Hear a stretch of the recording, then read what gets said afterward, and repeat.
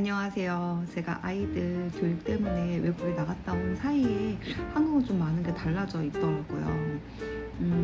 외국에서도 가끔 한국 뉴스나 뭐 유튜브 같은 거 보면은 되게 자극적으로 부동산 폭망한다, 뭐 앞으로 부동산 폭락할 거다, 이런 자극적인 기사들을 되게 많이 봤었는데요. 뭐 가파르게 부동산 가격이 올라간 만큼 또 어쩔 수 없이 이제 겪어야만 하는 과정이지 않나 싶은 생각이 들었는데, 저는 그 와중에도 이때가 기회다라는 생각이 들어가지고 좀 여유가 된다면은 그때 이제 막 금매로 나오는 것들을 투자를 하고 싶었는데 저도 저질러 놓은 부동산들이 많아가지고 좀 여력이 안 돼서 그 기회를 좀 일단 잡지는 못했어요. 2020년도부터 미국이 기준금리를 가파르게 올리면서 한국도 기준금리가 많이 올랐어요. 그래서 덕분에 이제 대출 쓰시고 계셨던 분들은 체감하는 대출 이자는 훨씬 많이 늘어나셨을 거라고 생각을 합니다. 저 또한 토지담보대출로 받았던 이제 대출 이자가 한 달에 65만 원, 60만 원 정도씩 나가던 이자가 지금은 재작년부터 이제 올라가지고서 110만 원까지 내고 있거든요. 한 달에 50만 원이면 어떻게 보면 뭐 작으면 작은 돈이라고 할지 모르겠지만은, 저 같은 경우는 애 셋 키우면서 뭐 교육비며 생활비를 감당하면서 50만 원씩 더 추가로 부담한다는 거는 되게 큰 부담이 됐었고요. 그래서 이제 생각해놓은 방법이 지금 일단 대출을 무조건 줄여야 되겠다. 그래서 대출을 줄이려면은 이자를 줄일 수는 없잖아요. 그러니까 원금을 좀 상환을 해야 되겠다 마음을 먹고 이제 목돈이 생길 때마다 원금을 좀 상환하려고 하고 있거든요. 그래서 지금 이제 대출 많이 받아가지고서 연끌로 사셨던 분들이 요즘 문제가 많이 되잖아요. 뭐 경매 나오는 것도 있다, 뭐 경매 나오는 것도 많다고 하는데, 실질적으로 제가 경매를 검색을 많이 해봤는데 뭐 그렇게 막 경매가 나온다고 해서 그렇게 싼 가격에 낙찰이 되거나 절대 그렇지 않거든요. 그러니까 그런 거 너무 기대하지 마세요. 그런 기회는 나한테 그렇게 쉽게 오지 않아요. 그래서 이제 그분들을 위해서 좀 생각해 봤던 방법들이, 이제 원리금 분할 상환하는 게 부담되셔가지고서 뭐 지금이라도 집을 싸게 팔아야 되나요? 막 이런 문의 주시는 분들 되게 많으신데, 저는 일단 좀 버티시라고 말씀을 드리고 싶거든요. 만약에 내가 지금 원리금 상환하는 게 너무 힘들어가지고서 그냥 이 집을 팔고 다른 데로 간다고 생각을 해보세요. 뭐 전세로 있든 뭘로 있든. 그러면은 전세로 있는다고 하더라도 대출 이자는 내야 돼요. 물론 조금 줄어들긴 하겠지만은 그 전세가 만기가 되면 이사를 나가든지 이런 비용들도 꼭 생각을 하셔야 되거든요. 제가 한 10년 전에 이사할 때까지만 해도 한 이사 비용이, 그때 4인 가구였었으니까 한 번에 한 200만 원 정도씩은 들어갔던 것 같아요. 그리고 뭐 요즘에야 시스템 에어컨 같은 거 다 되어 있지, 그때 당시는 시스템 에어컨도 아니니까 뭐 트윈원 시스템, 그러니까 트윈원 에어컨 설치하는데 비용이 한,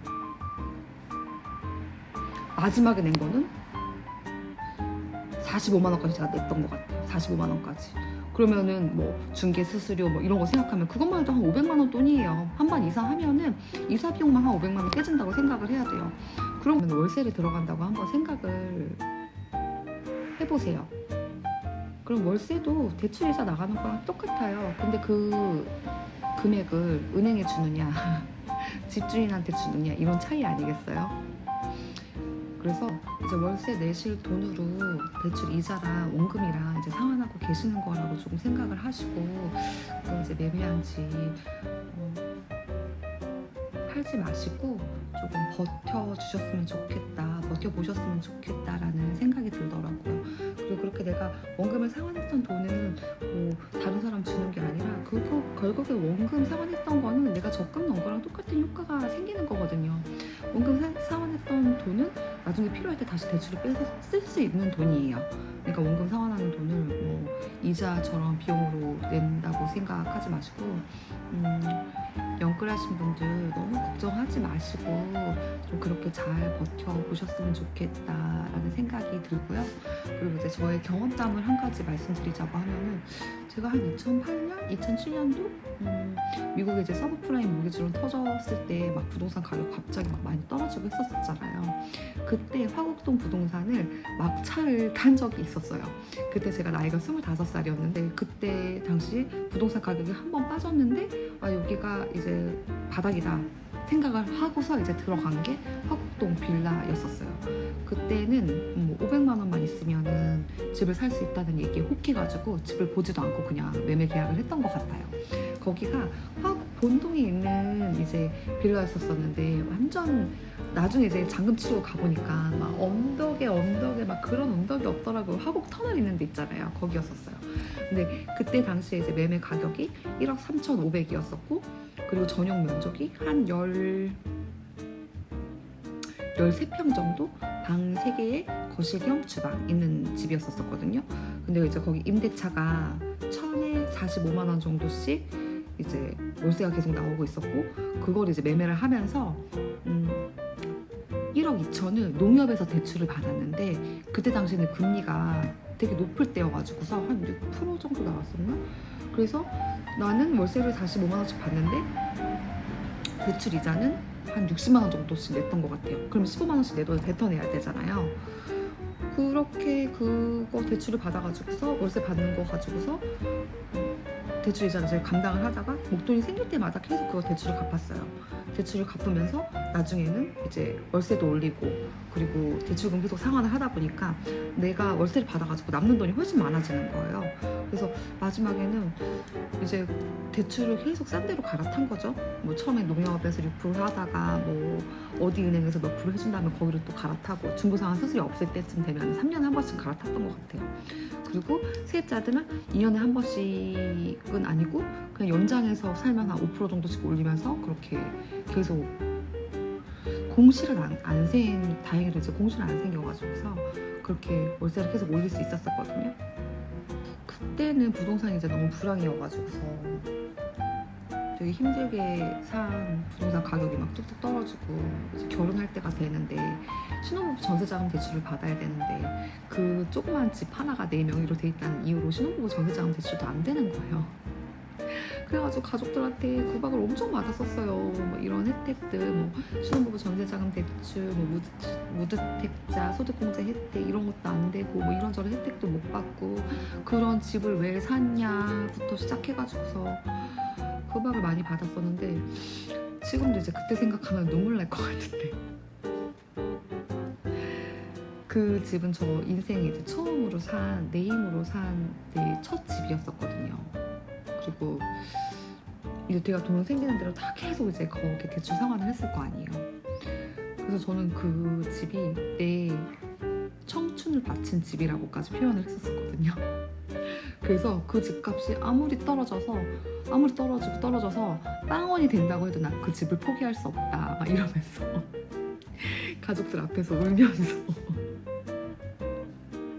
저의 막 의견을 얘기를 했던 기억이 나는데요. 근데 덕분에 그 집을 삶으로써 제가 직접 투자를 해봤으니까 그 덕분에 부동산 공부도 굉장히 많이 하게 됐고요. 그리고 그때 좀 부동산을 보는 안목도 받으면서 샀던 부동산을 결국에는 제가 재작년 2021년도에 그 화곡 본동의 모아타운으로 재개발 이슈 나왔을 때 제가 산 것보다 훨씬 높은 금액에 매매를 하게 됐거든요. 10년 동안 월세 받은 것만 해도 사실 저는 제 생각은 집값 뽑았다고 생각을 하거든요. 뭐 물론 대출이자 비용 감당한 것도 있겠지만 또 받아서 제가 쓴 것도 있으니까 그거 감안했을 때 굉장히 괜찮은 수익률이지 않았나라는 생각이 들어요. 결국 1억 3,500을 샀던 거를 버티고 1억 7천에 매매 계약을 했어요. 매매 계약을 하고 이제 그 전에 이제 매매 계약하기 전에도 목돈이 필요할 때 그 월세를 받던 거를 내가 전세로 놓으면서 또 전세금 받아가지고 또 잘 썼거든요. 그러니까 이거를 내가 어떻게 운용을 하느냐는 그때 상황에 따라서 본인이 이제 판단을 잘 하셔가지고서 운용을 하시면 될 거라는 생각이 들고요. 그게 저의 첫 번째 부동산 투자였고 그 덕분에 이제 저는 부동산 공부도 많이 하게 되고 그때 이후로 부동산 투자도 많이 하게 됐거든요. 저는 이제 그런 것들이 저한테 많이 남지 않았나고 생각을 해요. 그래서 이 얘기를 하는 이유는 어떻게 보면은 지금 상황이 그때 제가 처했던 상황이랑 좀 비슷하지 않나라는 생각이 좀 들어가지고서 이 얘기를 좀 해드리고 싶었고요. 그리고 지금 시기는 분명 어려운 시기는 맞는 것 같아요.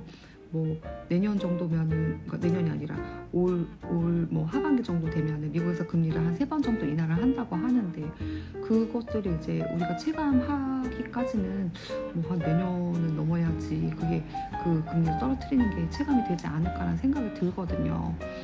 이 어려운 시기를 잘 이겨내셨으면 좋겠다는 생각으로 또 용기 내서 유튜브를 다시 찍어보게 됐고요. 저희 영상이 좀 도움이 되셨다고 하면은 구독과 좋아요 꾹꾹 눌러주세요. 감사합니다.